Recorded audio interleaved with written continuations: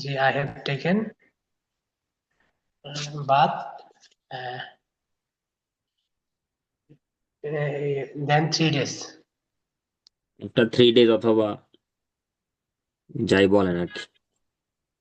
G sir. And এই model অক্সিলারির মানে total কয়টা স্ট্রাকচার আপনি জানেন বলেন তো? মডেল অক্সিলারি হুম। মডেল অক্সিলারি ভার্বগুলি যেগুলি আছে এগুলি জানি। না না, ভার্ব না, আর মানে স্ট্রাকচার। স্ট্রাকচার সবগুলি জানি না। এই দুইটার কয়টা মানে কয়টা জানেন বলেন তো? যেগুলি দিয়া ইয়া করা হয় আর কি, প্রশ্ন যেগুলি করা দিয়ে হয়। ইয়া করা হয় ওইটা কোনো কথা না। উম, আমি আপনার প্রশ্ন করলাম যে দিনে কয় বেলা ভাত খান, আপনি বললেন যখন খিদা লাগে। তো তো এটা এই উত্তর হয়েছে, কিন্তু আমার প্রশ্নের উত্তর আমি পাই নাই। কয়বার মানে সংখ্যা বলতে হবে। তো আপনি কয়টা স্ট্রাকচার জানেন মানে সংখ্যাটা বলতে হবে, 3টা 4টা 5টা 10টা বলেন। এই পাইছি স্যার, কিন্তু সবগুলি মানে জানি না আর কি। এখন এই আমি মডেলের ধরেন 5টা বা 6টা মতো স্ট্রাকচার আমাদের সচরাচর মানে ব্যবহৃত হয় আর কি। একটা স্ট্রাকচার হলো সাবজেক্টের পরে আপনি মডাল অক্সিলারি দিবেন, তারপরে আপনার ওই ভার্বের বেস ফর্ম ইউজ করতে হবে, হুম। তারপরে হলো অবজেক্ট। বুঝতে পারছেন? এটা হলো একটা স্ট্রাকচার, এবং এইটাই হলো সব থেকে বেশি ব্যবহৃত স্ট্রাকচার। হুম। যে যেই সেন্টেন্সটা দিয়ে কাজ করা বোঝাবে, জি স্যার। যেই সেন্টেন্সটা দিয়ে কাজ করা বোঝাবে সেই হুম। সেই ধরনের সেন্টেন্স আমরা এইভাবে এই স্ট্রাকচার দিয়ে ইউজ করব। এখন এই কাজের জায়গায় যদি আমাদের পরিচয় বোঝায় তখন আমাদের স্ট্রাকচারটা কি হবে? তখনই হইব পরিচয় হ্যাভ এস দিয়ে প্রশ্ন করা হইব। হ্যাঁ, বেশ দিয়ে প্রশ্ন করা হবে। এগুলা কি বলেন আন্দাজি? যখন আমাদের পরিচয় বোঝাবে তখন এই মডেলের পরে বি চলে আসবে, ও জি স্যার।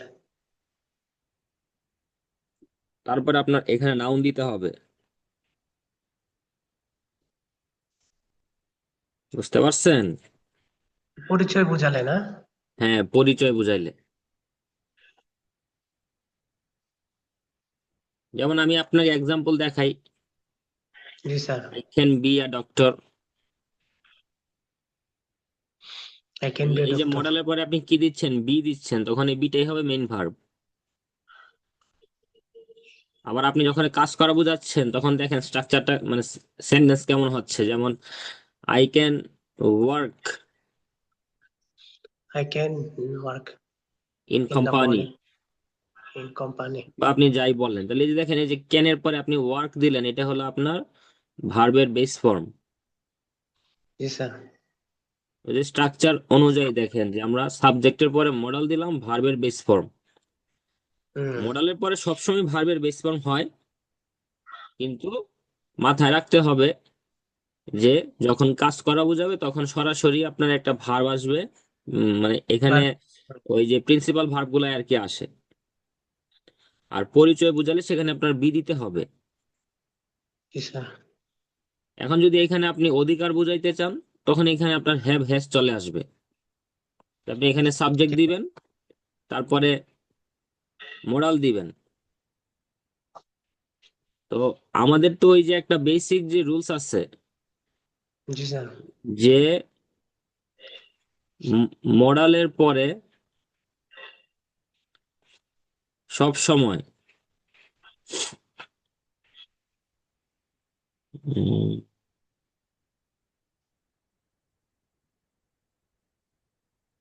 যে মডেলের পরে আপনার সব সময় ওই ভার্বের বেস ফর্ম হবে। এটা হলো আমাদের একটা বেসিক রুলস। জি স্যার। এটা আপনাকে প্রথম মাথায় রাখতে হবে যে মডেলের পরে মডেল দিয়ে আমরা যে স্ট্রাকচারই বলি না কেন, যেই টেন্সে কথা বলি না কেন, সেই সকল টেন্সেই আমাদের এই ভার্বের বেস ফর্ম দিতে হবে। এখন আপনি সেটা কাজ করা বুঝাক, পরিচয় বুঝাক, অধিকার বুঝাক, এখন ওই যে বেস ফর্মের কথা বললাম সেই কারণে শুধু হ্যাভ হবে আর কিচ্ছু হবে না। জি স্যার।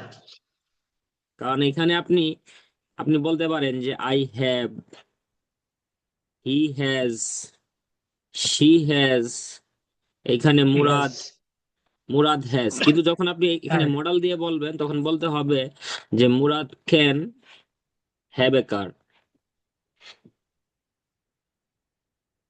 বুঝতে পারছেন? জি স্যার। কারণ এখানে আপনার সব সময় ওই বেস ফর্মটা বসবে, এবং এই মডেলের বেস ফর্ম হলো হ্যাভ। মানে এই যে অর্ডার, হ্যাভ হ্যাজ এর বেস ফর্ম হলো হ্যাভ, শুধু হ্যাভ। জি যখন আপনার অধিকার বোঝাবে,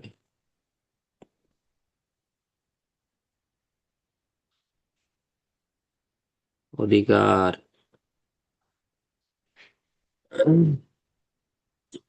তো এখানে দেখেন আমরা তিনটা স্ট্রাকচার পাইলাম, জি স্যার। যে যে কাজ, পরিচয়, অবস্থা বোঝালে, যে আমাদের এখানে তিনটা স্ট্রাকচার হবে। এখন আপনি বলতে পারেন, আচ্ছা ঠিক আছে, এখানে আমরা মডেলের পরে হ্যাভ দিলাম, যেহেতু প্রেজেন্ট জি টেন্স স্যার। আমরা হ্যাভ হ্যাজ এর বেস ফর্ম দিলাম হ্যাভ। হ্যাড, হ্যাড, যখন পাস্ট টেন্স হবে তখন কি হবে? তো হ্যাড হইব। না, এইখানে দেখেন ওই যে ভার্বের বেস ফর্ম, টেন্স যেটাই হোক না কেন, জি স্যার। টেন্স যদি আপনি নতুন একটা তৈরিও করেন, যে আচ্ছা আমি নিজে থেকে একটা টেন্স তৈরি করলাম, হুম, ওইটার জন্য আমার মডেলের পরে ওই বেস ফর্মই হবে, শুধু মডেলটা চেঞ্জ হবে। যেমন ক্যান এর পাস্ট ফর্ম কি, কুড দিতে হবে। গুড, গুড, যেমন এইখানে যে মুরাদ দিয়ে বলবেন যে Murad could have a card, good, good হইবে কার। ওই কুড দিয়ে আপনার বুঝাবে কি যে এটা পাস্ট টেন্সে কথা বলতেছে। ওই জি হ্যাভ এর স্যার। কোনো পরিবর্তন হবে না, ভার্বের কোনো পরিবর্তন হবে না, ভার্ব সবসময় বেস ফর্ম থাকবে। আর এখন এই তিনটা স্ট্রাকচারে যখন আপনি প্রশ্ন করবেন তখন তো শুধু ওই ওই যে মডেলটা সাবজেক্টের আগে নিয়ে গেলেই প্রশ্ন হয়ে যায়। জি স্যার। এখন দেখেন, এই মডেল দিয়ে যখন আমরা কন্টিনিউয়াস কোনো কিছু বলবো তখন আমাদের স্ট্রাকচারটা কেমন হবে? যখন আমরা কন্টিনিউয়াস কিছু বলবো তখন এই সাবজেক্টের পরে মডেল দিব। এখন আমরা প্রেজেন্ট কন্টিনিউয়াস টেন্সের সাথে কম্পেয়ার করি, তাহলে আপনার জন্য সুবিধা হবে।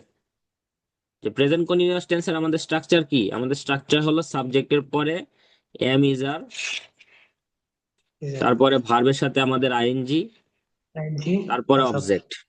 এটাই তো আমাদের স্ট্রাকচার নাকি? তো এইখানে এই দেখেন সাবজেক্টের পরে মডেল আসছে, তো যখন মডেল আসবে তখন এই এম ইজ আর এর যে বেস ফর্ম, সেই বেস ফর্ম আমাদের এখানে মডেলের পরে বি, ব্যবহৃত হবে, সেটা হবে বি। আর বাকি সব সেম থাকবে, ওই ভার্বের সাথে আইএনজি, তারপরে আমাদের শেষে অবজেক্ট। একদম সহজ স্ট্রাকচার। যেমন আমি প্রেজেন্ট কন্টিনিউয়াস টেন্সে একটা কথা বলতেছি যে আই এম ট্রাভেলিং ইন্ডিয়া, অথবা আপনি বললেন যে I am travelling to Nepal. এখন এইখানে যদি আপনি মডেল দিয়ে বলেন তখন এই যে can be can be. Travelling to Nepal, এইটাই, আর কিছুই না। যে আমি ভ্রমণ করতে পারছি, আমি খেতে পাচ্ছি, মানে পারছি, আমি যেতে পারছি। I I can be going, I can be eating, I can be teaching, I can be riding bus, আমি বাসে চড়তে পারছি। ধরেন আপনি বিদেশে ছিলেন, যেখানে আপনার মানে পেশা ছিল মানে বিমান চালানো, এখন বাংলাদেশে যে বা আপনার নিজের দেশে যে আপনি এখন সাইকেল চালাচ্ছেন, তখন কেউ আপনাকে জিজ্ঞাসা স্যার। করবে যে হেই তুমি কি সাইকেল চালাতে পারছো, মানে কাজটা কি চলমান? তখন আপনি বলবেন yes I can be riding I can be riding. Bicycle অথবা সাইকেল। তো এই যে মডেলের পরে বি দিয়ে ভার্বের সাথে আইএনজি করবেন, এটা হলো আইনজি স্ট্রাকচার। স্ট্রাকচার হলো। আপনি মডেলের পরে বি দিবেন, তারপরে ভার্বের সাথে আইএনজি হয়ে যাবে। হুম। আর পাস্ট টেন হইলে এটা ইয়া হইব, বারবার ইয়াটা গুলো চেঞ্জ হইব, মডেলটা চেঞ্জ হইব। হ্যাঁ, আর শুধু সব ঠিক মডেলটা আছে। চেঞ্জ হবে টেন্স অনুযায়ী। যেমন আপনি পাস্ট টেন্সে কুড ইউজ করবেন হুম, আপনার, হুম, ক্যান কোড। হ্যাঁ, তারপরে ধরেন যে আপনি এখানে ওই শেলের মানে শ্যাল তো ফিউচারে হয়, ওই শুডের পাস্ট ইউজ করবেন শুড হ্যাভ, শুড উইলের হ্যাভ। পাস্ট ইউজ করবেন উড, মাস্টের পাস্ট ইউজ করবেন হ্যাড টু। একটু। এই হলো আমাদের স্ট্রাকচার।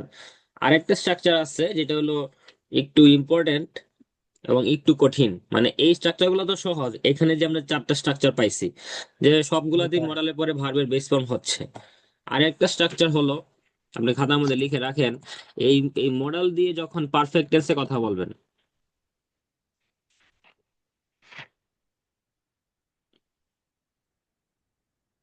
এই মডেল দিয়ে যখন আপনি পারফেক্ট টেন্সে কথা বলবেন, স্পেশালি পারফেক্ট টেন্স, হোক সেটা প্রেজেন্ট পারফেক্ট, পাস্ট পারফেক্ট বা ফিউচার পারফেক্ট, সেটা স্ট্রাকচারও সহজ। সাবজেক্টের পরে মডেল দিবেন, তারপরে হ্যাভ দিবেন, তারপরে যে ভার্বের 3 নাম্বার ফর্ম দিবেন। মানে এখানে দুইটা স্ট্রাকচার আছে, আমি দুইটা আপনাকে দেখাচ্ছি। এই ভার্বের 3 নাম্বার ফর্ম দিবেন, তারপর অবজেক্ট। এটা হলো সকল পারফেক্টের জন্য মডেল দিয়ে, for all perfect it can be present perfect, past perfect or future perfect. Subject plus modal plus have V3 plus object. যেমন আমি একটা সেন্টেন্স বললাম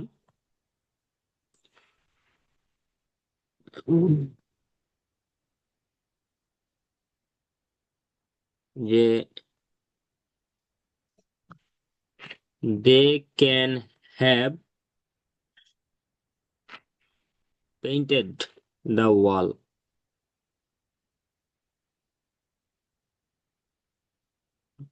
Walls নামটা বুঝতে পারছেন? জি স্যার। এই যে এখানে আপনি মডাল দিবেন, তারপরে এখানে হ্যাভ দিবেন, তারপরে ভার্বের 3 নাম্বার ফর্ম হবে। এটা হলো, মানে এটা হলো আমাদের সকল পারফেক্টের জন্য। আপনি এখানে এই কুড হ্যাভ বলতে পারেন, উড হ্যাভ বলতে পারেন। হ্যাঁ, sir will have, would have, could have। আরেকটা স্ট্রাকচার হলো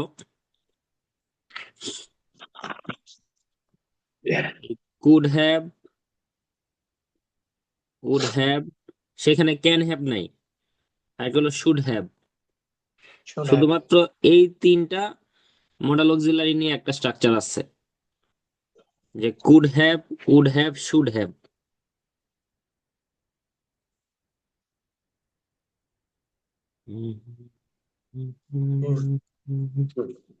শুধু এই 3টা দিয়ে একটা স্ট্রাকচার আছে।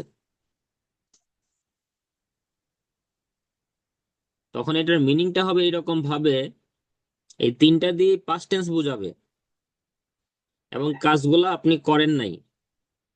সেন্টেন্সে যে কাজগুলো থাকবে সেই একটা কাজও আপনি করেন নাই, কিন্তু হয়তো আপনি করতে পারতেন, করা উচিত ছিল, করতেন, এইরকম। জি স্যার। বুঝতে পারছেন? জি স্যার। এই 3টা দিয়ে আপনার পাস্ট টেন্স বোঝাবে। যেমন দেখেন স্ট্রাকচারটা এরকম ভাবে,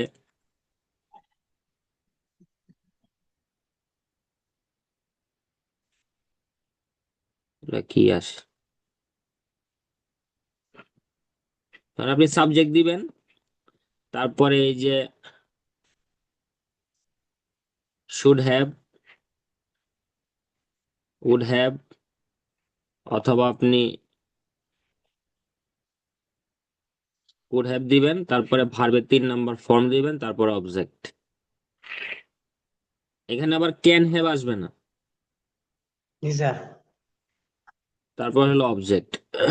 যেমন আপনি একটা বাংলা সেন্টেন্স লিখেন যে আমি যেতে পারতাম কিন্তু যাইনি, আমি যেতে পারতাম। কিন্তু যাইনি।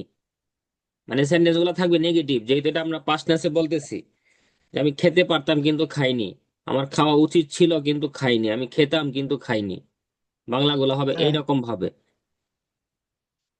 আমি যেতে আপনার মাথায় পারতাম রাখতে কিন্তু হবে, যাই না। যখন যখন পারা জাতীয় থাকবে তখন আপনি বলতে হবে এরকম ভাবে কুড দিয়ে, যে আই কুড হ্যাভ ইটেন, শেষ। আর কিছু বলতে হবে না যে বাট আই ডিডেন্ট ইট, সেটা বলা দরকার নেই। এই আই কুড হ্যাভ ইটেন মানেই হলো যে আমি খেতে পারতাম কিন্তু খাইনি।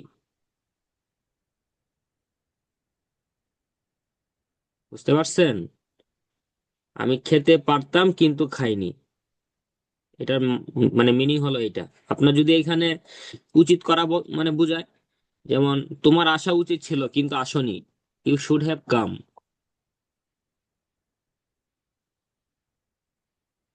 You should have come. হ্যাঁ, এটার মিনিংটাই হবে এরকম ভাবে যে তোমার আসা উচিত ছিল কিন্তু সে কি আসছে?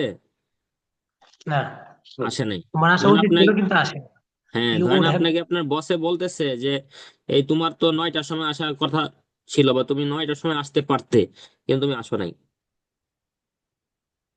যে you would have come at 10, এতটুকুই।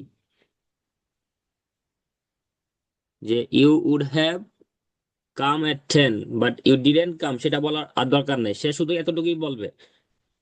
এবং এই তিনটাই কিন্তু পাস্ট টেন্সের নেগেটিভ মানে বুঝাবে। Past past tense, tense. Past tense একটু নেগেটিভ বুঝাবে। যে আমি যেতে পারতাম কিন্তু যাইনি, খেতে পারতাম খাইনি, আমার খাওয়া উচিত ছিল কিন্তু খাইনি, আমার পড়া উচিত ছিল, গ্রামে যাওয়া পড়েনি। উচিত ছিল, যেমন I should have gone to village.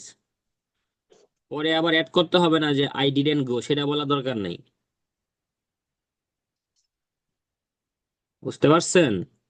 এখন এই স্ট্রাকচারটা আর এই স্ট্রাকচারটার মধ্যে একটু পার্থক্য কি, যে এইখানে আপনি ক্যান হ্যাভ দিয়ে কথা বলতে পারতেছেন, আর এখানে আপনার ক্যান হ্যাভ নেই, শুধু এই তিনটা should have, would have, could have, কারণ এগুলো তো ওই আপনার পাস্ট টেন্স বোঝাচ্ছে এবং পাস্ট টেন্সের নেগেটিভ। যে আমি তাকে জানাতে পারতাম কিন্তু জানাইনি। জানেনি। হুম, বুঝতে পারছেন যে আমি জানাতে পারতাম কিন্তু জানাইনি, ওই যে তখন আপনার ওইভাবে ধরে নিতে হবে যে আমার এখানে কোন মানে কোনটা হবে, শুড হবে, উড হবে, না কুড হবে। পারতাম, পারা মানে কুড। গুড। আর উচিত মানে উচিত থাকলে হবে শুড। গুড। আর আর এই পারা বা উচিত না থাকলে সেখানে হবে উড। গুড। এই আর কি। জি স্যার, বুঝতে পারছি। এই হলো আমাদের মডেলের স্ট্রাকচার গুলা। এটা হলো সব থেকে বেশি ইউজ করা হয় আপনার যখন কুড হ্যাভ, সেন্টেন্স শুড বড় হ্যাভ। বড় থাকে। হুম। এই যে এটা ভার্বের সাবজেক্টে প্রায়। পরে শুড হ্যাভ দিবেন, উড হ্যাভ দিবেন, কুড হ্যাভ দিবেন, তারপর ভার্বের 3 নম্বর ফর্ম, তারপর অবজেক্ট। এবং মাথায় সাবজেক্ট। রাখতে হবে যেমন এই তিনটা কথাই নেগেটিভ, যে কাজটা সে করে নাই। ধরেন আপনি বললেন যে আপনার আরো আগে আসা উচিত ছিল, কিন্তু সে কি মানে আগে আসছে? সে তো দেরি করে আসছে। দেরি করে আসছে। আবার বললেন যে আপনি আমাকে জানাতে পারতেন কিন্তু জানান নাই, তো সে তো জানাই নাই। সবগুলো হুম। Negative sentence. এবং আপনার এইখানে ওই যে পরবর্তী অংশের জন্য আর কিছু মানে বলতে হবে না, ওইটা বলছেন মানে কি সে ধরে নিবে যে সে কাজটা করে নাই, তার এটা উচিত ছিল কিন্তু সে এটা করে নাই, সে আসতো কিন্তু আসে করেনি। নাই। শুনি। এটা should have, would have, could have. আবার আপনি দেখবেন যে এই মডেল দিয়ে আপনার ওই কন্ডিশনাল মানে স্ট্রাকচার আছে। কন্ডিশন মানে যেখানে আপনার শর্ত থাকবে যে তুমি যদি আসো তাইলে আমি যাব, তুমি খাইলে আমি যাবো। খাবো। খাবো। ওই যে শর্ত দিয়ে রাখবে যে if come. You come I will go. তো এই কন্ডিশনালের জন্য আপনার যে বেসিক যে রুলস সেটা হলো যে আপনার ইফ এর পরে যদি প্রেজেন্ট ইনডিফিনিট হয়,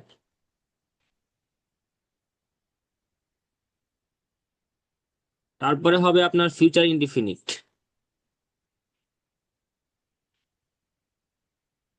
যেমন দেখেন এখানে আমি ইফ এর পরে প্রেজেন্ট ইনডিফিনিট টেন্স ইউজ করলাম, পরবর্তী সেন্টেন্সটা আমার বলতে হচ্ছে ফিউচার ইনডিফিনিট টেন্সে। এখন এখানে যদি আমি ইফ এর পরে পাস্ট ইনডিফিনিট ইউজ করি যে ইফ ইউ কেম, তখন আপনার এখানে ওই মডেলের পাস্ট হয়ে যাবে যে আই উড গো। একটা সেন্টেন্স দিয়ে আমি আপনাকে বুঝাচ্ছি তাহলে আপনার জন্য সহজ হবে। আপনি এখানে ইফ এর পরে পাস্ট ইনডিফিনিট ইউজ করবেন,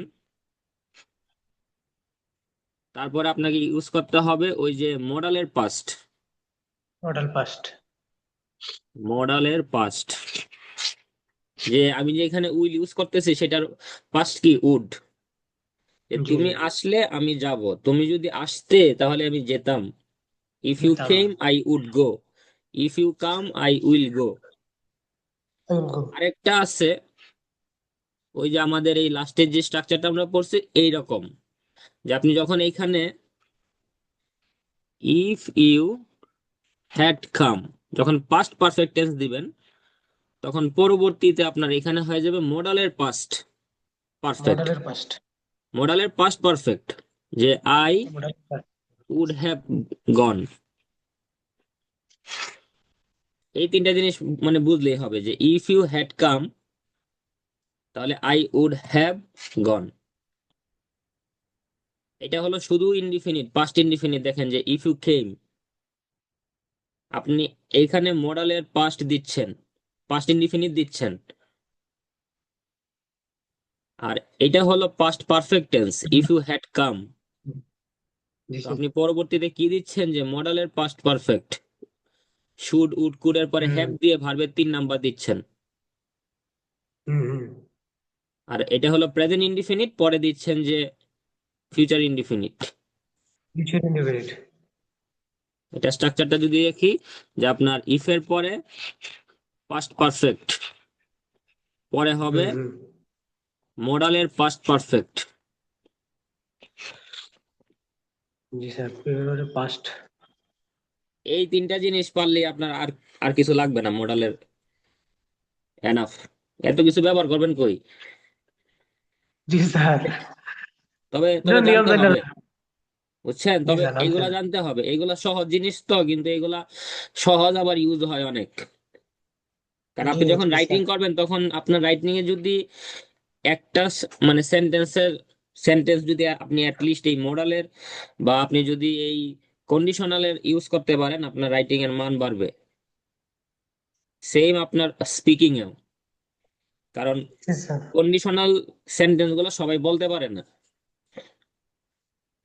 এখন এই তিনটা কন্ডিশনের মধ্যে, এই যে তিনটা স্ট্রাকচারের মধ্যে আপনার এই নিচের স্ট্রাকচারটা হলো সব থেকে ইম্পর্টেন্ট।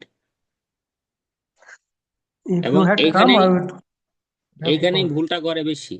কারণ ওই যে এখানে আপনার উড এর পরে হ্যাভ দিয়ে আবার ভার্বের 3 নাম্বার ফর্ম করতে হচ্ছে। এই দুইটা তো সহজ। যেমন তুমি যদি পড়াও তাইলে আমি পড়বো, আপনি বললেন যে স্যার আপনি যদি পড়ান তাইলে আমি পড়বো। সহজ না? জি স্যার। যে if you teach I will read, এটাকে পাস্ট করলেন যে if you read I would read. কিন্তু আই উড এটাকে রিড। যখন আপনি ওই যে পাস্ট পারফেক্ট করবেন তখনই আপনার একটু সমস্যা হয়ে যায়, যে এখানে আমার ওই শুড বা উডের পরে হ্যাভ দিয়ে আবার ওই ভার্বে 3 নাম্বার ফর্ম দিতে হবে। এটা অনেক সময় অনেকে মিস করে ফেলে। তো জি এখানের স্যার। এই 3 নাম্বারটা, এইখানের এই যে এটা should have would have could have এর পরে ভার্বের 3 নাম্বার ফর্ম, যেটা আমাদের সবসময় পাস্ট টেন্স বোঝাবে। এবং বেসিক্যালি এটা হলো পাস্ট পারফেক্ট টেন্সের স্ট্রাকচার। জি স্যার। পাস্ট পারফেক্ট টেন্সের একটু নেগেটিভ সেন্টেন্স গুলো নেগেটিভ থাকবে। যে আপনার তো জামা কেনার কথা ছিল কিন্তু আপনি কিনেন নাই, উচিত ছিল আপনি কিনতে পারতেন কিন্তু কিনেন নাই, এরকম ভাবে আপনি বলবেন। এই আর কি।